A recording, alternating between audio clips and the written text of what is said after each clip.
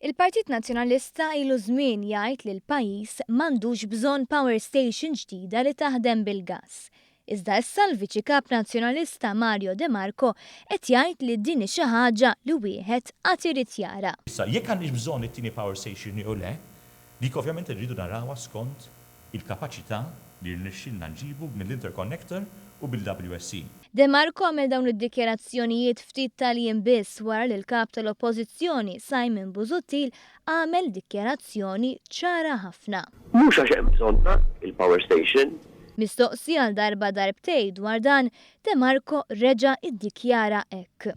Allora ma naħsibx li għandi nkun jien biex ngħid jekk għandux ibnieh jew le. Fl-istess ħin fil-konferenza tal-aħbarijiet ma' Censu Gallia, De Marco kompla jattakka l-proġett tal-enerġija filwaqt li qal il-prezzijiet tal-enerġija suppost raħsu iktar.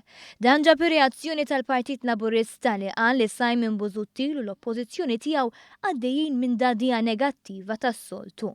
Dan filwaqt li llum il-poplu Malti u Awċi dera jirċievi kontijiet orħos li llum huma t-tielet l-inqas fl-Ewropa.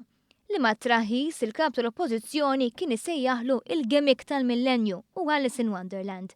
Mhux tab xejn għal il-Partit Laburista li fil-Google Group ta' Tonio Fenek esponenti nazzjonalisti jgħidu li l-Oppożizzjoni m'għandha ebda kredibilità fis-settur tal-enerġija u l-eks Ministru tal-Finanzi stess jammetti li n-nies qed jemmnu li dan il-gvern qed jirnexxi f'dan il-qasam.